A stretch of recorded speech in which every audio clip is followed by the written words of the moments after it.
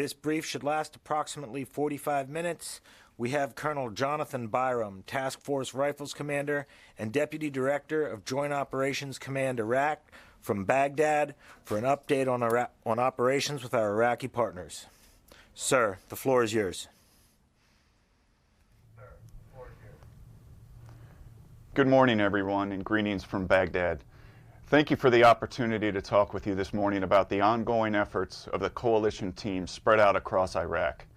As the commander of the 3rd Cavalry Regiment, I have the honor of not only leading the Brave Rifles troopers deployed in support of Operation Inherent Resolve, but also acting as the deputy commander for the Joint Operations Command Iraq, what we call the JOC-I.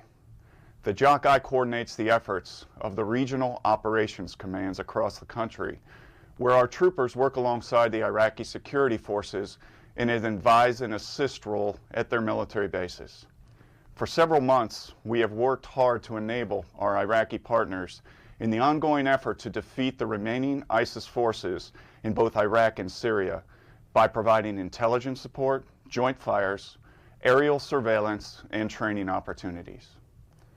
A year ago, in December of 2017, the government of Iraq declared the physical defeat of ISIS in Iraq. In the months that followed, the Iraqi security forces continued to pursue ISIS fighters hiding in small pockets across Iraq, as well as securing their border with Syria to prevent ISIS fighters from fleeing the offensives in Syria as part of Operation Roundup. The Iraqi security forces have grown as a professional military force, increasing their capacity to conduct large-scale, intelligence-driven operations and providing security to the Iraqi people. It's been our honor to contribute to this effort. In May, Iraq's first national election since the rise of ISIS was held peacefully despite repeated warnings from ISIS of their intent to use violence to discourage Iraqis from voting. This was thanks to the extensive training and preparations made by the Iraqi security forces across the country that ensured all Iraqis were able to exercise their right to vote free from fear of harm. The 3rd Cavalry Regiment joined this fight in May, and in June, one of the regiment's artillery units joined 2 Iraqi artillery units at Firebase Jurais, working side by side to provide cross-border fires in support of the clearance operations in Dashisha. Brave Rifles troopers worked with Iraqi artillerymen, U.S. Marines, sailors, and other coalition partners to conduct fire missions night and day for over a month. In July, our team facilitated a major operation that brought both the Iraqi Federal Police and the Kurdish security forces together to conduct a joint operation targeting pockets of ISIS hiding in the Karachok Mountains. Federal police and Peshmerga fighters worked together in very austere and difficult terrain, sharing resources and medical support while pursuing an elusive and determined foe. Iraqi security forces and Kurdish security forces have continued to build that relationship, working together to reopen joint checkpoints along the Kurdish coordination line. Citizens can travel more freely to visit their families and friends, reconnecting and celebrating holidays together. Commercial traffic is moving between cities, bringing economic opportunities back to the region. In Mosul, where the brutal rule of ISIS denied many the basic right of an education, now thousands of students are returning to recently opened schools. Businesses are reopening where rubble once stood, and over 4 million displaced Iraqis have returned to their homes of origin, with less than 2 million remaining in camps across Iraq. But there is still work to be done, and the international community has a role in restoring stability and prosperity to the people of Iraq that suffered under the ISIS rule of terror. Many displaced persons are unable to return home because of the lack of essential services, livelihood opportunities, and slow pace of reconstruction efforts. These efforts are hampered by the presence of explosive remains of war like IEDs and ISIS weapon caches, along with concerns over security in their homes because of remaining pockets of ISIS in Iraq. The threat of ISIS attacks remains, and the Iraqi security forces continue to aggressively pursue these remnants where they are hiding. In September, the Iraqi security forces planned and conducted Operation Heroes Resolve, a massive clearance operation coordinated across all of Iraq. They discovered and destroyed hundreds of IEDs, arrested dozens of ISIS fighters, and destroyed hideouts and tunnels where ISIS fighters plotted attacks against local community leaders. The international coalition is stronger than ever, as these 74 nations and 5 international organizations bring the fight to bear on ISIS in the middle Euphrates River Valley. Since November, Iraqi M109 Paladins, French Caesars, self-propelled howitzers, and our own M777s have conducted coordinated artillery strikes from the Iraqi firebase Sahim, supporting our partners in the intense fighting going on just across the border. Beginning in October, the Iraqi security forces initiated Operation Last Warning, a series of efforts throughout the Anbar region targeting the pockets of ISIS hiding in the rough desert terrain. We're focusing our efforts on dismantling the enemy's command nodes and their financial network that funds terrorist attacks and propaganda. The Iraqi security forces are in the lead as they conduct terrain-focused clearance missions to disrupt ISIS and prevent its resurgence. Near Kirkuk, the Iraqi Federal Police are conducting large-scale clearance operations throughout the Hawija area. Their efforts are targeting ISIS fighters and senior leaders hiding in the mountainous terrain and conducting terror attacks against the local communities and infrastructure. Even with the continued Iraqi security forces operations throughout Iraq, the fight is not over against ISIS. As the Syrian Defense Forces complete the destruction of the physical caliphate in Syria, the Iraqi security forces continue clearance operations focused on ISIS safe havens in various locations throughout Iraq. Their continued operations will prevent any attempted ISIS insurgency from gaining momentum and are pivotal to maintaining stability in Iraq as the new Iraqi government completes its formation. We are proud to partner with the Iraqi security forces as they remove the final safe havens of the so-called ISIS caliphate. We will continue to support our Iraqi brothers and sisters as they take the fight to ISIS every day. With that, I'm happy to take your questions. For all of your questions, please provide your full name and agency prior to asking your question, and please limit yourself to one follow-up. Lori? Lori Milroy, Kurdistan 24. Thank you, sir, very much for doing this. The former governor of Kirkuk province, Nejmuddin Karim, recently told K24 that ISIS in Kirkuk province, which he knows very well, consists of local Iraqis and not foreign jihadis. Would you agree with that assessment?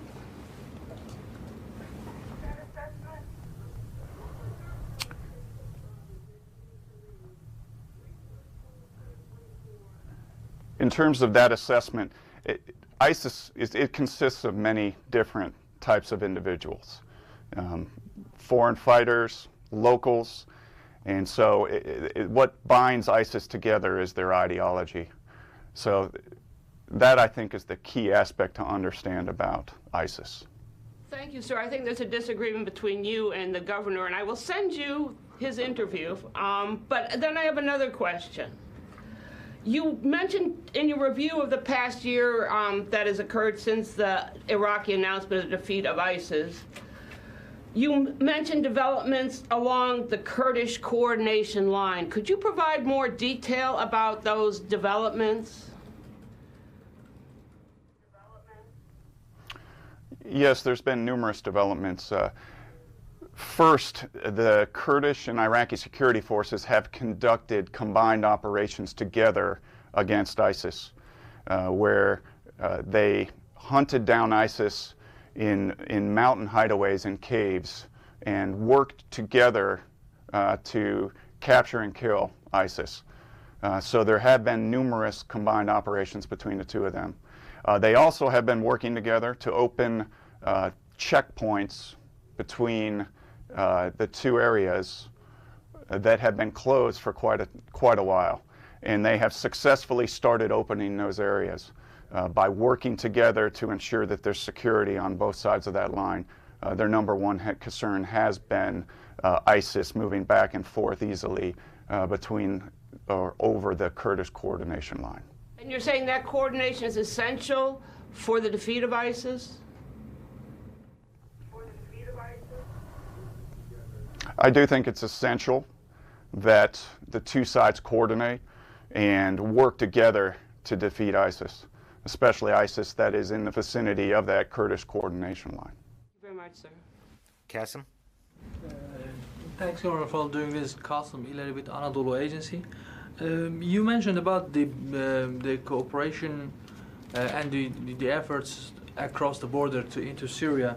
Are there Shia militia along the Syrian-Iraqi border, and are they contributing to the counter-ISIS operations along the Syrian-Iraqi border?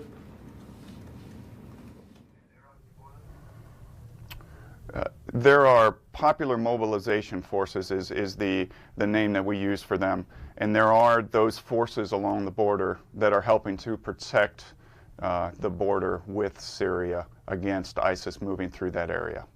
Okay, as we know, the Iranian-backed militia forces in Syria are trying to undermine the U.S.-led efforts in Syria, and then one of the goals of the United States presence in Syria is to degrade the Iranian-backed militias' presence or influence in Syria. And those two, the Shia militias, the PMF, and those Iranian-backed militias are both aligned with Iran. So how does the U.S.-led coalition or the U.S. effort accommodate those Shia militias in their ISIS fight, while at the same time the U.S. is trying to degrade the Iranian influence in the region?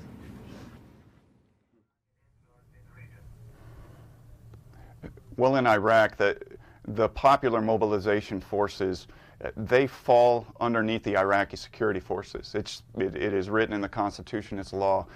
So they do take orders from the Iraqi security forces and are working with the Iraqi security forces in the defeat of ISIS. Thank you. Lucas? Colonel, the battle for Hajin in eastern Syria has taken close to a year, longer than the Battle of Mosul. Can you explain why it's taking so long?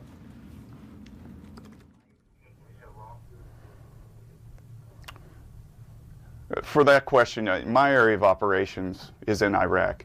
So I will defer that question to the CJTF, and they'd be glad to help answer that question for you.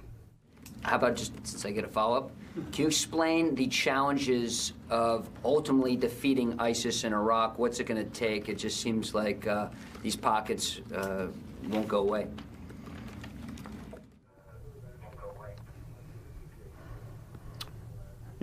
For the enduring defeat of ISIS, it's going to take the Iraqi security forces doing exactly what they are doing, which is they are conducting clearance operations continuously throughout Iraq. And then how we fit into that is we're advising, assisting, and enabling them, and providing them intelligence, joint fires, aerial surveillance, and training. But the good news story on this is they are effectively targeting ISIS and conducting regular operations that disrupts ISIS and is preventing their resurgence. Thank you. Carlo? Hi, Carla Babb, Voice of America. Thank you so much for doing this. I wanted to kind of follow up on what Lucas had just said about what to do to defeat ISIS, because I know you had mentioned progress, but the Center for Strategic and International Studies has just released information that Islamic State conducted about 75 attacks on average per month this year. 75 attacks is a lot of attacks, 1,500 civilians killed in those attacks. So if the Iraqi security forces keep doing what they're doing, there's still going to be hundreds of civilians killed. So what instruction are you providing the Iraqis to change this? And how would you characterize the current security status in Iraq?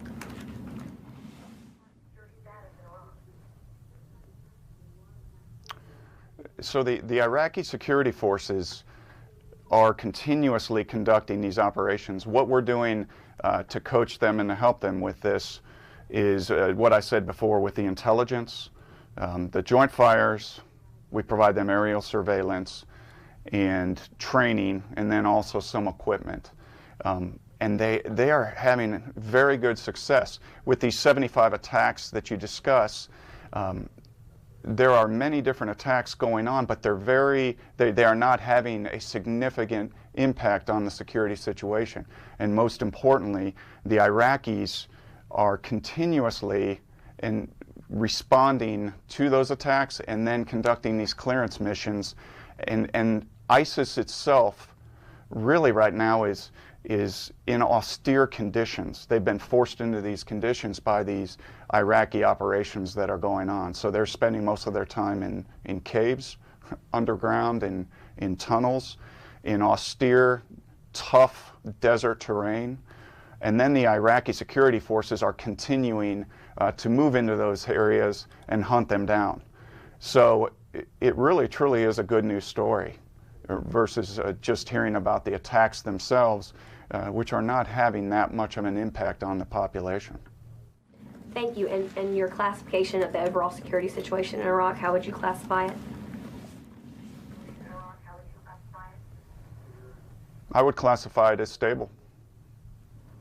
But do realize ISIS would love to have a resurgence, and the Iraqis continue to prevent that. And they're doing so effectively right now. It's a good partnership that we have with them that is preventing this by ISIS. Washington Times. Hey, sir. Carlo Munoz, The Washington Times. I actually have two follow-up questions to things that my colleagues have asked. First, on the Popular Mobilization Forces, understanding the coalition has no ties to these paramilitaries whatsoever. Have you tracked, or are you picking up any uptick in Iranian sort of training, supplying, or anything to these militias as far as the way the ISF works with them? And I have a follow-up.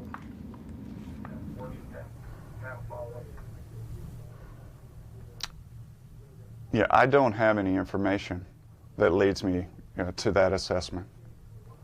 And following up on the statistic about 75 attacks per month on average, how would you assess the Iraqi security forces are dealing with the Islamic State now that they've sort of transitioned to a more sort of insurgent role rather than kind of a more conventional type fighting force? Because you mentioned they were hiding in caves and this sort of thing.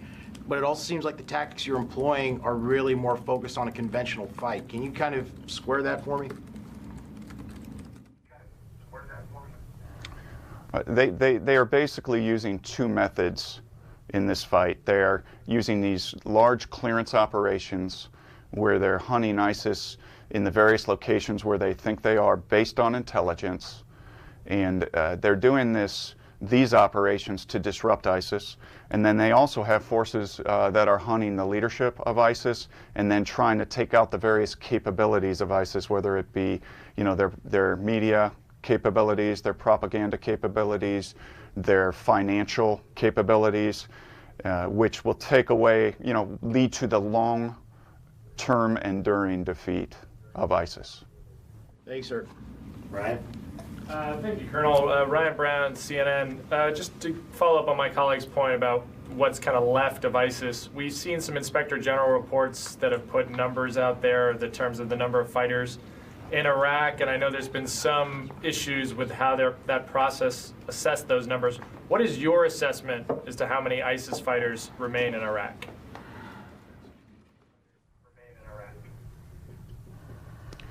Yeah, I'll tell you, I don't focus on the number. What we're really focused on is the capability and whether they can translate this capability into destabilizing or resurging. So that is what we focus on. It goes back to the capabilities such as their financial capabilities, their leadership, their propaganda, their media. We continue to focus on that and target that, and then to help our partners, the Iraqi security forces, remove those capabilities of ISIS. And if I could just ask, you mentioned the M777s and some of the artillery fires cross-border. Are those, do you also use HIMARS on those cross-border fires, and are those fires coordinated with the SDF or just with coalition advisors in Syria?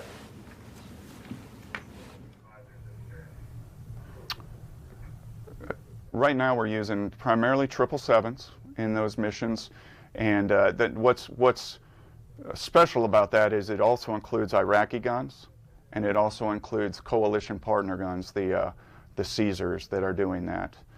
And they absolutely coordinate with coalition members on the other side of the border to deconflict those fires. and those coalition members are definitely in communication with the SDF forces. Tom. Tom Squitieri with Talk Media.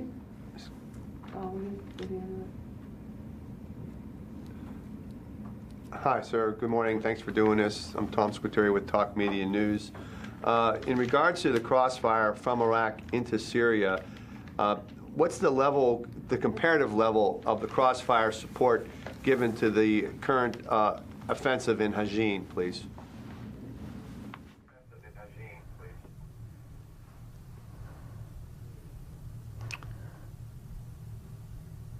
Yeah, I'm not quite sure what you're comparing this to. You to compare it to what has happened before with crossfire action, please.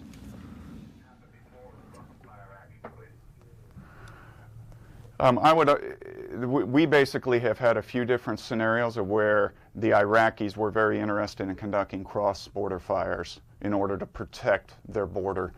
The cross-border fires that are going on right now are fairly intense, more intense than others I've seen in the past, and they are directly contributing to the protection of the border by the Iraqis. So you would characterize it as protecting the border and not part of the actual offensive going on in Hajin?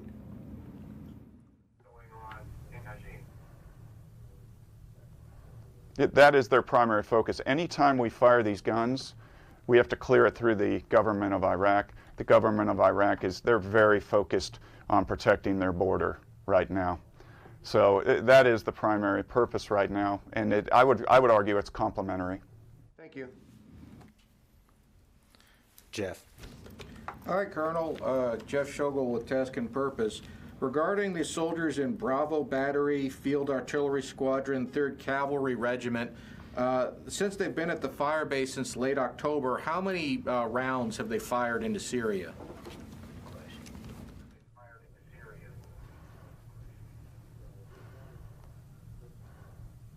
I don't have an exact count of those number of rounds. It has been significant, and they're absolutely achieving the disruption effect that the Iraqi government wants them to achieve, and that is complementary to the fight. Oh, can we give a range? Can we say several thousand?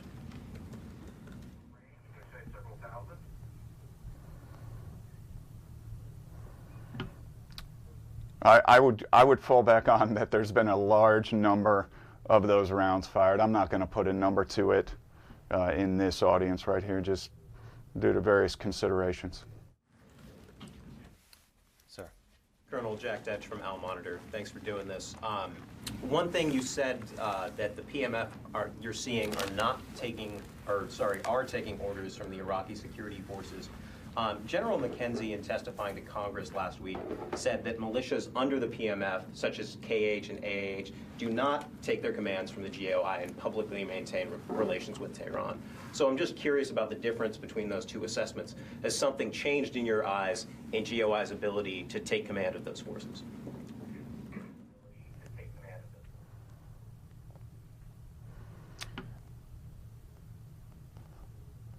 The PMF is a broad umbrella. There's numerous entities that fall underneath that.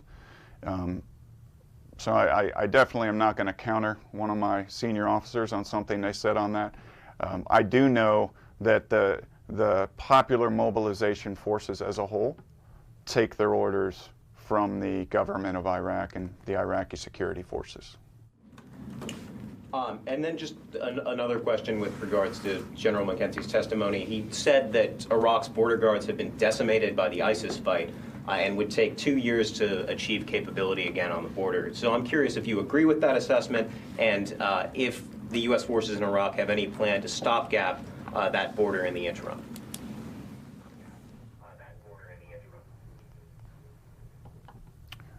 Our method of dealing with the border guard forces is we have a very robust training plan for them, and they're rotating their forces through that training program, and they're actually doing a fairly decent job. Is the border porous? Most likely. So I'm not going to get into the policy decision of are we stopgapping the border guard force, but they are improving their capabilities daily, and they are having an impact on that border. A great example, within recent times, ISIS was pushing some of its fighters across that border. The Border Guard force identified them, and then working with coalition forces, hunted them down and killed them. So they have shown that they are capable in this fight against ISIS. And there's other examples of that. But it is when we talk Iraqi security forces, there's Border Guard forces on the border, and there's also regular Iraqi army units, and so they're all working together. It is a very high priority for the Iraqi security forces to defend this border. Joe. This is Joe Tabit with Al-Hura. Do you have any more details you could share with us in regards to the Iraqi Ministry of Defense statement, like a while ago, an hour ago, saying that Iraqi fighter jets have targeted ISIS positions on the Syrian-Iraqi border, and mainly exactly in the As-Susa area. The statement said that 30 members of ISIS were killed. If you have any details about these operations that the Iraqi Air Force has conducted today? Yes, the Iraqi Air Force did conduct a strike today, and effectively did so. This was their own target.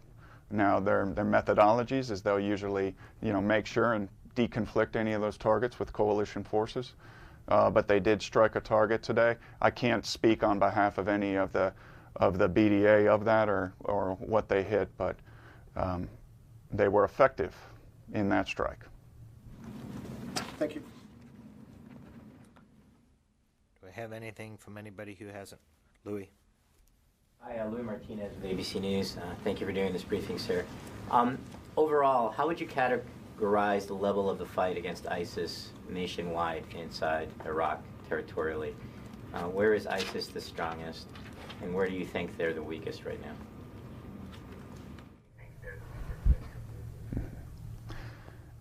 Well, I would say that the ISIS is strongest in those very austere locations where they're trying to hide right now and rebuild, their capabilities. And then they're weakest, most likely, where there's Iraqi security force regularly stationed. So therefore, what the Iraqi security forces are doing to combat that is they plan, and it's important to understand, they plan missions themselves. We coach and mentor, but a lot of the times they come to us with these planned clearance missions that they're going to do. And they then use their own intelligence, augmented by ours, and they move to these locations and attempt to hunt down ISIS where they're strongest, which is in the desert areas, especially where the terrain is the worst and it's hard to get to, in the mountainous areas, in the areas where there's deep wadis. And that's where they focus their energy, and then we help them in that process through the enabling effects that we discussed, intelligence. We help them with aerial surveillance, and then joint fires. And if I could follow up, as the level of contacts have diminished inside Iraq, there have been some adjustments made within the force levels of the U.S. forces.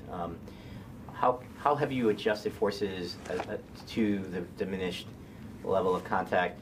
And do you foresee remaining at the around 5,000 level just to maintain that enduring capacity for the Iraqi forces? Yeah, so the framework we use, and it all stems back to this Joint Operations Command Iraq. A good way to think about it is that is equivalent to a combatant command as we would know it, but it's for Iraq. And that is arranged in the various provinces. They have operational commands. And each of those Iraqi operational commands it includes command over all the various Iraqi security forces that are in that area, whether it be military, whether it be the army, the federal police, the various militia groups. They all fall under those operational commands.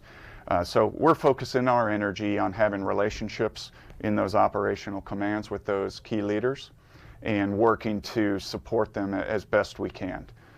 So in terms of numbers, it's a steady number. We're doing okay with the numbers that we have right now, and I'll leave that up to the policymakers to tell us, what we do with that. But it's important to understand that we're here at the invitation of the Iraqis, and any of those numbers that goes back to the policymakers of the various nations in the coalition. But it's an effective method right now that is going.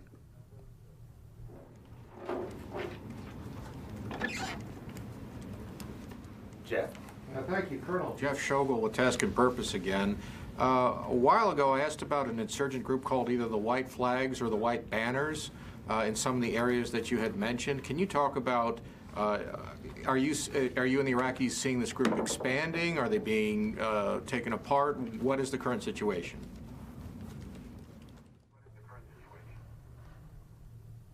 I'm not seeing information on this group. And I haven't seen information on this group for months. So, no, we're really not. That is something that I am not following. Thank you. Lori for one. Lori Milroy, Kurdistan 24 again. Do you see any resurgence of ISIS?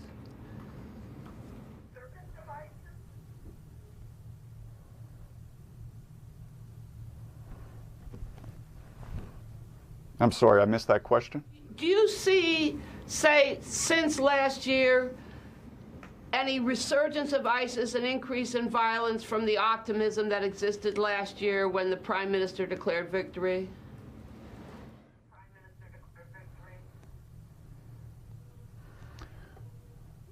I think ISIS absolutely would like to resurge, and that has been prevented by the operations that the Iraqi security forces have been doing. So there is a fight that is going on in Iraq, but it doesn't involve a physical caliphate. It doesn't involve holding terrain. The ISIS is using insurgent activities, and the Iraqi security forces are actively and aggressively hunting them down. Sir, did you have any final words for those here? Yeah, first, thanks for letting me talk to you all. I appreciate it.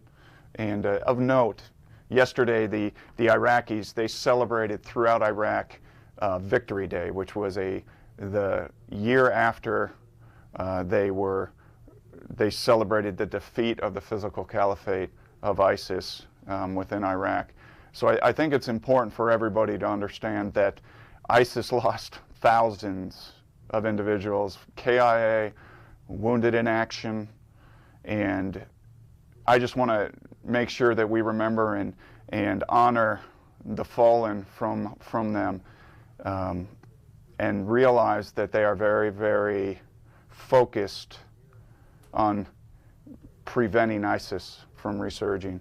And it's been an honor for the 3rd Cavalry Regiment. The families, the troopers of the 3rd Cavalry Regiment can be very proud of how their troopers have performed in this fight, and I'm very proud of them. They're very well represented, the 172 years of troopers that have gone before them. So thank you all for this opportunity. Sir, thank you very much for your time, and you have a fantastic day. Thank you.